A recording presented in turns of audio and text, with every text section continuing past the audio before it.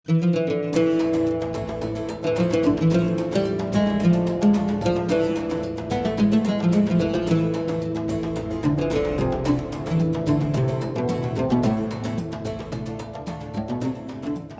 আলাইকুম ওরহমতুল্লাহি আবরাকাতু। সুপ্রিয় দর্শক, প্রাইম ব্যাংক হাসানা ইসলামী ব্যাংকিংয়ের সৌজন্যে সময় টেলিভিশনের বিশেষ আয়োজন ইসলামী অর্থনীতি অনুষ্ঠানে সবাইকে স্বাগত জানাচ্ছি। আমি মুফতি আবদুল্লাহ তামিম। আজ আমাদের আলোচনার বিষয় ইসলামী অর্থনীতিতে ওয়াকফ ব্যবস্থার গুরুত্ব। এ বিষয়ে গুরুত্বপূর্ণ আলোচনা করবার জন্যে আমাদের সাথে উপস্থিত আছেন দুইজন সম্মানিত আলোচক। আমার সাথে আছেন এওফি বাহরাইনের সার্টিফাইড শরিয়া অ্যাডভাইজার, জামিয়া ইসলামিয়া দারুল উলুম দিলুরুড মাদ্রাসার মুফতি ও সিনিয়র মুহাদ্দিস মুফতি জুবায়ের আব্দুল্লাহ। আসসালামু আলাইকুম ওরহমতুল্লাহি ওয়া বারাকাতুহু। এছাড়াও উপস্থিত আছেন ঢাকা বিশ্ববিদ্যালয়ের অ্যাকাউন্টিং বিভাগের অধ্যাপক ডক্টর মোহাম্মদ সাইফুল আলম। আসসালামু আলাইকুম রহমতুল্লাহি ওয়া বারাকাতুহু। প্রথমে আমি জানতে চাই মুফতি জুবায়ের আব্দুল্লাহ, আপনার কাছে কোরআন সুন্নায় ওয়াকফের ভিত্তি কি, ইসলামী অর্থব্যবস্থায় এর উদ্দেশ্য এবং গুরুত্ব, এই বিষয়ে একটু আলোচনা করবেন। ওয়াকফের ভিত্তির আলোচনার আগে ওয়াকফ কি এই বিষয়টা আমরা একটু আলোচনা করি। আল্লামা ইবনে কুদামা রাহিমাহুল্লাহ তাআলা ওয়াকফের পরিচয় দিতে গিয়ে বলেছেন, তাহবিসুল আসল ওয়া তাসবিলুস সামারা, অর্থাৎ যেই বস্তু ওয়াকফ করা হবে তার মূলকে অক্ষুণ্ণ রেখে এর যে উপকার, এর যে আয় আছে সেগুলোকে দান করে দেওয়ার নাম হলো ওয়াকফ। যেমন আমি মসজিদের জন্য এক খণ্ড জমি ওয়াকফ করেছি, এর অর্থ হলো যে এই জমির যে আয় হবে সেই আয়গুলো মসজিদের নির্ধারিত খাতে ব্যয় হবে। ওয়াকফের ভিত্তি কি? কোরআনুল কারিমে আমরা স্পষ্টভাবে ওয়াকফের কথা পাই না, তবে কোরআনুল কারিমে ইনফাক বা আল্লাহর পথে ব্যয় করার অসংখ্য আয়াত রয়েছে। এরকম একটি আয়াত, লাং তানালুল বিররা হাত্তা তুনফিকু মিম্মা তুহিব্বুন, অর্থাৎ তোমরা ততক্ষণ পর্যন্ত কল্যাণ সাধন করতে পারবে না যতক্ষণ না তোমাদের প্রিয় বস্তু ব্যয় করবে। এই আয়াতের পরিপ্রেক্ষিতে আমরা দেখি সাহাবী হযরত আবু তালহা রাদিয়াল্লাহু তাআলা আনহু তার প্রিয় বাগান বাইরুহা বাগানকে ওয়াকফ করে দিয়েছেন। রাসূল সাল্লাল্লাহু আলাইহি ওয়াসাল্লাম থেকে আমরা দেখি তিনি তার 7টি বাগান বনু আব্দুল মুত্তালিব এবং বনু হাশিমের উদ্দেশ্যে তিনি ওয়াকফ করে দিয়েছেন। হযরত ওমর রাদিয়াল্লাহু তাআলা আনহু তিনি খাইবারের ভূমি পেয়েছিলেন, তো রাসূল সাল্লাল্লাহু আলাইহি ওয়াসাল্লামের কাছে আসলেন, এসে বললেন, ইয়া রাসূলুল্লাহ, খাইবারের ভূমি আমার কাছে অতি প্রিয়, আমি এটা কি করতে পারি? তখন রাসূলুল্লাহ সাল্লাল্লাহু আলাইহি ওয়াসাল্লাম বলেছেন, ইন শি'তা হাবাসতা আসলাহা ওয়া তাসাদ্দাকতা বিহা, অর্থাৎ তুমি যদি চাও তাহলে এর মূলকে অক্ষুণ্ণ রেখে এর উপকার, উপযোগিতা, এর আয় তুমি সাদাকা করে দিতে পারো। মূলত এগুলোর আলোকেই আমরা ওয়াকফের বিষয়টা বলে থাকি। আর আর্থসামাজিক উন্নয়নে বিশেষত ইসলামিক সোশ্যাল ফাইন্যান্সের একটি অন্যতম গুরুত্বপূর্ণ টুল হলো ওয়াকফ। বর্তমানে সোশ্যাল ফাইন্যান্স নিয়ে অনেক আলোচনা হচ্ছে। সোশ্যাল ফাইন্যান্সের অন্যতম উদ্দেশ্য হলো আর্থসামাজিক কল্যাণ নিশ্চিত করা, তো দারিদ্র বিমোচন করা, সামাজিক সুরক্ষা নিশ্চিত করা, এটার একটি গুরুত্বপূর্ণ মাধ্যম হতে পারে এই ওয়াকফ ব্যবস্থা। ডক্টর মোহাম্মদ সাইফুল আলম, আপনার কাছে জানতে চাই বাংলাদেশের প্রেক্ষাপটে ওয়াকফ সম্পদের বাস্তব অবস্থা কী এবং সঠিক ব্যবস্থাপনার অভাবে কী ধরনের সমস্যা দেখা যাচ্ছে বলে আপনি মনে করেন? আমরা যতটুকু জানি, একটা গবেষণা হয়েছে 1986 সালে, একটা জরিপ হয়েছে সর্বপ্রথম, একটা বড় ধরনের জরিপ সারা দেশে, এবং সেই জরিপ থেকে আমরা দেখতে পাই যে 1,50,600 মতো ওয়াকফ রয়েছে, এবং এর মধ্যে একটা বড় অংশ হচ্ছে অনিবন্ধিত। আমরা জানি যে বাংলাদেশে একটা সরকারিভাবে একটা অফিস রয়েছে, বাংলাদেশ ওয়াকফ প্রশাসন, যারা এগুলো নিবন্ধন দিয়ে থাকে এবং মনিটরিং এবং সুপারভিশনটা করে থাকেন। কিন্তু এই যে 1.5 লক্ষের উপরে যে 86 সালের যে হিসাবটা পাওয়া যায় আর কি, আমাদের সর্বশেষ আরেকটা হিসাব যদিও পাওয়া যায় 2023 সালের দিকে, একটা হিসাব যদিও এটা সরকারিভাবে করা হয়নি, সেটা প্রায় 2 লক্ষের কাছাকাছি একটা আমাদের ওয়াকফের সংখ্যা আমরা পাই, এবং এর একটা বড় অংশ হচ্ছে অনিবন্ধিত।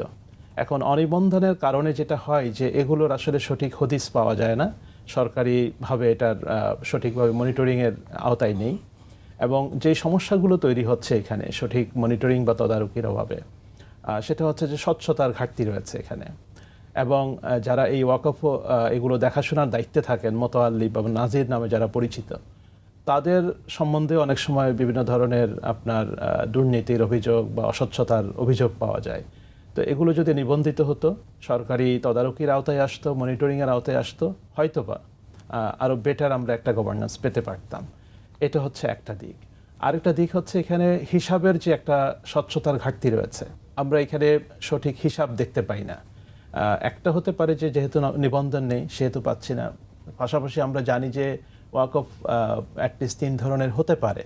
সো ব্যক্তিগতভাবে যে সমস্ত ওয়াকফ করা হয় পারিবারিক সম্পত্তির জন্য, সেগুলো যেহেতু একান্ত পারিবারিকভাবে এগুলো মেনটেন হয়, মোতাল্লি বা নাজির যারা থাকেন তারা পারিবারিকভাবে অ্যাপয়েন্টেড হয়ে থাকেন, বংশ পরম্পরায় থাকেন, তো তাদের হিসাবগুলো কিভাবে হয়, স্বচ্ছতা আসলে ওইভাবে নিশ্চিত করা যায় না। সরকারিভাবে যেগুলো হয় সেখানেও নানা রকমের অস্বচ্ছতার অভিযোগ পাওয়া যাচ্ছে। সো মোটা দাগে আমরা যেটা বলতে পারি যে এখানে যদি সরকারি নজরদারি বা তদারকির আওতায় আসতো, স্বচ্ছতা আর একটু বেশি করে আমরা নিশ্চিত করতে পারতাম, বা সুশাসন যেটা এখানে সেটা আমরা নিশ্চিত করতে পারতাম। জি, মুফতি জুবায়ের আব্দুল্লাহ, আপনার কাছে জানতে চাই ইসলামের ইতিহাসে ওয়াকফ কিভাবে শিক্ষা, স্বাস্থ্য ও দারিদ্র্য বিমোচনে ভূমিকা রেখেছে বা রাখছে, আর বর্তমান প্রেক্ষাপটে ওয়াকফ মডেল কিভাবে প্রয়োগ করা যেতে পারে বলে আপনি মনে করেন?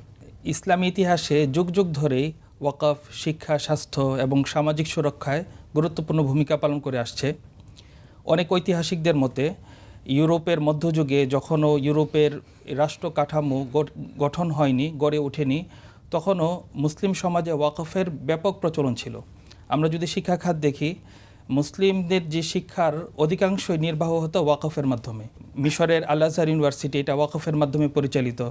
বাগদাদের বিখ্যাত প্রতিষ্ঠান মাদ্রাসা নিজামিয়া এটা ওয়াকফের মাধ্যমে পরিচালিত। আমাদের এই উপমহাদেশে ব্রিটিশদের আগমনের আগে যে ইসলামী শিক্ষা ব্যবস্থা ছিল এর প্রায় সিংহভাগই নির্বাহ হতো এই ওয়াকফ ব্যবস্থাপনার মাধ্যমে।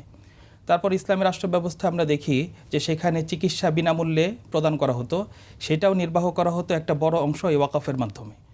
তো আমরা ওয়াকফ বললে সাধারণত বুঝি যে মসজিদের জন্য জমি বা বিল্ডিং দান করা, মাদ্রাসার জন্য জমি বা বিল্ডিং দান করা, কিন্তু আমরা যদি ইতিহাস দেখি, ইতিহাসে আমরা পাই যে মুসলমানদের ওয়াকফ ব্যবস্থা শুধু এই দুইটার মাঝেই সীমাবদ্ধ ছিল না, বরং যে কোনো সামাজিক প্রয়োজন, রাষ্ট্রীয় প্রয়োজনে ওয়াকফের প্রয়োগ হতো। কোনো ব্রিজ নির্মাণ করা দরকার, কোনো কালভার্ট নির্মাণ করা দরকার, কোনো সেতু নির্মাণ করা দরকার, কোনো রাস্তা নির্মাণ করা দরকার, সেখানে এই ওয়াকফের প্রয়োগ দেখা যেত।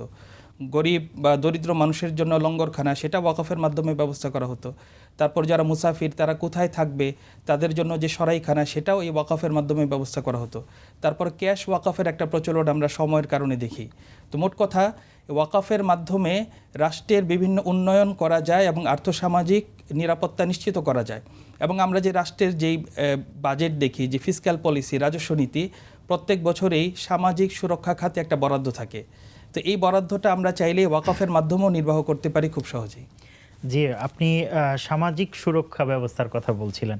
স্যার, আমরা জানতে চাই যে আধুনিক অর্থনীতিতে ওয়াকফ কিভাবে একটি টেকসই সামাজিক সুরক্ষা ব্যবস্থায় রূপ দেওয়া যায়, আপনি কি মনে করেন এই বিষয়ে? জি, ধন্যবাদ। আমার মনে হচ্ছে আমাদের মুফতি সাহেব অনেকগুলো পয়েন্ট যেগুলো এনেছেন এবং খুবই ভ্যালিড পয়েন্ট। আজকাল দেখেন আমরা কর্পোরেটে যেমন সিএসআর একটা খুব প্রচলিত টার্ম, কর্পোরেট সোশ্যাল রেসপন্সিবিলিটি, কিন্তু এটাকে যদি আমরা এই যে ইসলামিক যে ধারণাটা রয়েছে ওয়াকফের, তার সাথে মিলিয়ে যদি আমরা দেখি, এটাকে আরও সাস্টেইনেবল বা টেকসই যেটা আপনি বলছেন করা সম্ভব হয়। যেমন আমরা এখানে শিক্ষার কথাটা আনতে পারি। আপনি কোনো একটা অঞ্চলের বা কোনো একটা উপজেলা, সুনির্দিষ্ট এলাকার যদি শিক্ষার উন্নয়নের জন্য কিছু ওই এলাকা থেকে উঠে আসা কিছু ধনী ব্যক্তি বা সচ্ছল ব্যক্তিকে যদি আপনি একত্রিত করে সেখান থেকে কিছু ফান্ডিং করে যদি একটা ওয়াকফ ফান্ড করে, এন্ডোমেন্ট ফান্ড যেটাকে আমরা বলি, সেটা করেন, আপনি সেখানে কিন্তু রাতারাতি অনেক পরিবর্তন আনতে পারবেন। তারপর রয়েছে সামাজিক সুরক্ষা খাত, রয়েছে আমার দারিদ্র্য বিমোচনের খাত, রয়েছে আমার বিভিন্ন কর্মসংস্থানমূলক খাত। যেমন আমরা ইদানিংকালে ব্যাংকের মাধ্যমে বিভিন্ন মাধ্যমে ক্যাশ ওয়াকফের কথা আমরা জানি। সো তার মাধ্যমে কিন্তু আপনি সুদমুক্ত ঋণ দিয়ে, কর্জে হাসানা যেটা, আপনি দিয়ে কিন্তু একটা বড় অংশ মানুষকে স্বাবলম্বী করে তুলতে পারেন। তো এই মডেলগুলো কিন্তু আজকাল এমনিতে আমাদের প্রচলিত যে অর্থনীতি, সেই প্রচলিত অর্থনীতিতে এটাই কিন্তু টেকসই মডেল হিসাবে রূপ পাচ্ছে বা পরিচিতি পাচ্ছে। এটা কিন্তু ইসলাম অনেক আগেই দিয়েছে। বিষয়টা হচ্ছে যে আমরা সেগুলোকে আমাদের মেইন স্ট্রিম ইকোনমিতে কতটুকু ইনকর্পোরেট করতে পারছি এবং সেই মডেলগুলোকে কতটুকু আমাদের শিক্ষা প্রতিষ্ঠানগুলোর মাধ্যমেও আমাদের যে পরবর্তী প্রজন্ম রয়েছে তাদেরকে আমরা শিক্ষা দিতে পারছি এবং বাস্তব ভিত্তিক প্রয়োগ করতে পারছি, তার উপর নির্ভর করছে যে কতটুকু আমি টেকসই করতে পারবো ভবিষ্যতে। এবার মুফতি জুবায়ের আব্দুল্লাহ, আপনার কাছে জানতে চাই ওয়াকফ সম্পদের সঠিক ব্যবস্থাপনা ও স্বচ্ছতা নিশ্চিত করতে শরিয়া কি কি নীতিমালা নির্ধারণ করেছে? খুব গুরুত্বপূর্ণ প্রশ্ন। ওয়াকফ সম্পত্তির সঠিক ব্যবস্থাপনা এবং স্বচ্ছতা নিশ্চিত করা এটা অতি গুরুত্বপূর্ণ। প্রথমেই বলবো যে দাতা যখন সম্পত্তি ওয়াকফ করে তখন সেটা আর দাতার মালিকানায় থাকে না, বরং এটা আল্লাহ তাআলার মালিকানায় চলে যায়। সুতরাং দাতা সে শুধুমাত্র রক্ষণাবেক্ষণ করার অধিকার রাখেন, তিনি শুধুমাত্র তত্ত্বাবধান করার অধিকার রাখেন, কিন্তু মূল মালিকানা আল্লাহ তাআলার। সুতরাং দাতার হাতে সেটা আমানা। সুতরাং আমানার যে নীতিমালা, সেই নীতিমালার আলোকেই তার এই সম্পদের ব্যবহার করতে হবে। কোনো ধরনের খেয়ানামূলক আচরণ করা যাবে না। তো এই ক্ষেত্রে শারিয়া যে নীতিমালা, এটা অত্যন্ত সুস্পষ্ট এবং কঠোর নীতিমালা। প্রথম নীতিমালা হলো যে ওয়াকফের দেখাশোনার দায়িত্ব যিনি পালন করবেন তাকে মুতাওয়াল্লি বলে। তো মুতাওয়াল্লি তিনি আমিন হবেন, বিশ্বস্ত হবেন, তার মাঝে কোনো ধরনের খেয়ানতের বিষয় থাকতে পারবে না।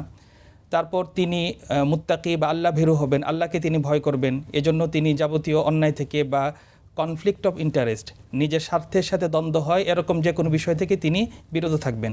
অর্থাৎ এটাকে নিজে ভোগ করা বা নিজের পরিবারকে খুব বেশি ভোগ করতে বলা, যেটা ওয়াকফের কন্ডিশনের মধ্যে নেই, এই বিষয়গুলো থেকে তিনি বিরত থাকবেন। এরপর ওয়াকফের নীতিমালার মধ্যে আরেকটা বিষয় থাকতে পারে, যিনি দাতা তিনি যেই উদ্দেশ্যে দান করেছেন সেই উদ্দেশ্যে ওয়াকফ সম্পত্তি ব্যবহার করা। তারপর ওয়াকফ সম্পত্তি এটা একবার যখন ওয়াকফ হয়ে যায় তখন এটাকে আর রদ করা যায় না, বাতিল করা যায় না। এই সম্পত্তি আর পুনরায় বিক্রি করা যায় না, কাউকে দান করা যায় না, এবং এই সম্পত্তির মাঝে উত্তরাধিকার জারি হয় না। তো এই বিষয়গুলো যদি আমরা খেয়াল রাখি ইনশাআল্লাহ, তাহলে ওয়াকফ সম্পত্তির সঠিক ব্যবস্থাপনা নিশ্চিত হবে বলে আমি মনে করি। ডক্টর সাইফুল আলম, আপনার কাছে জানতে চাই, বর্তমান যুগ প্রযুক্তির যুগ। তো এই প্রযুক্তি ও পেশাদার ব্যবস্থাপনার মাধ্যমে দেশে আমরা ওয়াকফ ব্যবস্থাকে আরও কিভাবে টেকসই ও শক্তিশালী করতে পারি বলে মনে করেন? প্রথম বিষয়, আমি এটাকে দুটো অংশে দেখি। আপনি যেহেতু একটা গুড গভর্নেন্সের জায়গা থেকে একটা প্রশ্নের একটা পার্ট রয়েছে, আর একটা হচ্ছে প্রযুক্তিগত দিক থেকে, দুটো এবং একটা কম্বিনেশন কিভাবে সম্ভব। প্রথমে যদি আমি সুশাসনের দিকটা বলি, তাহলে প্রথম বিষয় হচ্ছে আমাদের এখনকার যে প্রশাসন রয়েছে, ওয়াকফ প্রশাসন, সেখানে অনেক লোকবলের ঘাটতি আছে। আমাদের প্রথম বছরে জনবল এখানে বাড়াতে হবে এবং দক্ষ যোগ্যতা সম্পন্ন লোক ওখানে দিতে হবে। এটা হলো একটা পয়েন্ট, যে আপনি তাকে জনবল দিতে হবে। তারপর হচ্ছে তার সঠিক ট্রেনিং, সে যখন ওয়াকফ চালাবে তার এটা চালানোর মতো তার ট্রেনিংটা রয়েছে কিনা, সেই ট্রেনিংটুকু দিতে হবে।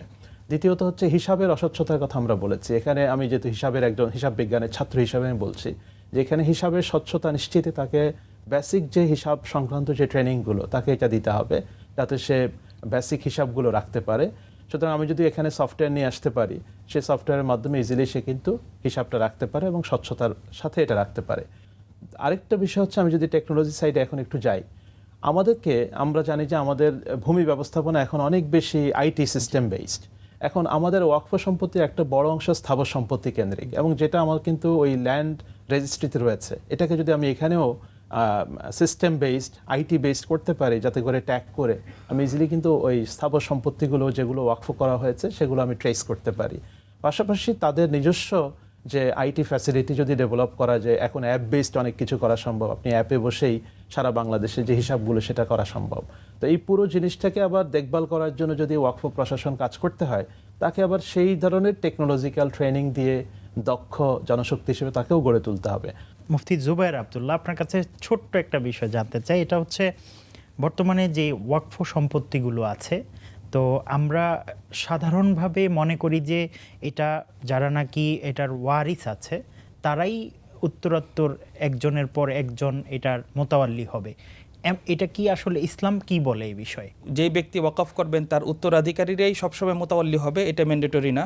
তিনি যদি অন্য কাউকে যোগ্য হিসাবে বিবেচনা করেন, যার একই সাথে আমানাহ আছে, যিনি একই সাথে মুত্তাকি, ক্ষুধাভীরু, আল্লাহকে ভয় করেন, পাশাপাশি তার সেই ক্যাপাসিটি আছে, দক্ষতা, সম্পদ ব্যবস্থাপনা দক্ষতা আছে, এরকম ব্যক্তিকে যখন মোতাওয়াল্লি নিযুক্ত করবে, সে ওয়ারিসের বাহিরে হলেও তিনি মোতাওয়াল্লি হিসেবে বিবেচিত হবেন। ওয়াকফ ব্যবস্থা নিয়ে আসলে আমাদের একাডেমিক পড়াশোনাটা অনেক ছোট্ট জায়গা থেকে হচ্ছে। এটাকে আসলে বৃদ্ধি করার ক্ষেত্রে কোন জিনিসটা আমাদের কাজ করবে বলে মনে করেন? এটাকে বৃদ্ধি করার ক্ষেত্রে প্রথম যেটা কাজ করতে হবে সেটা হচ্ছে আপনার কোর্স কারিকুলামে আনতে হবে। ঠিক আছে, আপনার যেহেতু এটা আমাদের বিজনেস এডুকেশনের সাথে যায় এবং ইসলামিক ইনস্টিটিউশনগুলোতে হয়তো বা কিছু পড়ানো হয়, বাট আমাদের বিজনেস এডুকেশনে যেহেতু এটা অ্যাসেট ম্যানেজমেন্টের একটা ইস্যু, অ্যাকাউন্টিং অডিটিংয়ের একটা ইস্যু, ট্রান্সপারেন্সির ইস্যু, তো সেখানে যদি বিজনেস ফ্যাকাল্টি যেগুলো রয়েছে সারা দেশে আমাদের ইউনিভার্সিটিগুলোতে, সেখানে যদি একটা কোর্স হিসেবে আসে, ইসলামিক ইকোনমিক্সের মধ্যেই যদি একটা পার্ট হিসেবে এটাকে আনা যায়, সেটা একটা হয়।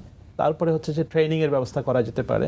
আমাদের সারা দেশে বিভিন্ন পর্যায়ে ট্রেনিং হয়। আমাদের যেহেতু ধর্ম মন্ত্রণালয়ের অধীনেই এই ওয়াকফ প্রশাসন কাজ করে, সুতরাং ধর্ম মন্ত্রণালয়ের উদ্যোগে সারা দেশের শিক্ষা প্রতিষ্ঠানগুলোকে সংযুক্ত করে, সেখানে জাতীয় বিশ্ববিদ্যালয়ের একটা বিশাল প্রতিষ্ঠান, ঢাকা বিশ্ববিদ্যালয় সহ আরও যে পাবলিক এবং প্রাইভেট ইউনিভার্সিটিগুলো রয়েছে, এদেরকে সম্পৃক্ত করে সচেতনতামূলক কিছু প্রশিক্ষণের ব্যবস্থা করা যেতে পারে।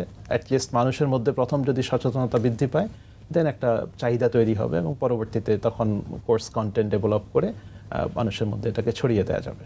আপনাদেরকে অনেক অনেক ধন্যবাদ সময় টেলিভিশনকে সময় দেওয়ার জন্য। অসংখ্য শুকরিয়া, ধন্যবাদ। সুপ্রিয় দর্শক, এতক্ষণ পর্যন্ত আপনারা দেখছিলেন প্রাইম ব্যাংক হাসানা ইসলামী ব্যাংকিং নিবেদিত সময় টেলিভিশনের বিশেষ আয়োজন ইসলামী অর্থনীতি অনুষ্ঠান। আগামী অনুষ্ঠান দেখার আমন্ত্রণ জানিয়ে আজকের মতো বিদায় নিচ্ছি। সবাই ভালো থাকবেন, সুস্থ থাকবেন, সঙ্গেই থাকবেন সময়ের। আসসালামু আলাইকুম ওয়া রাহমাতুল্লাহি ওয়া বারাকাতুহু।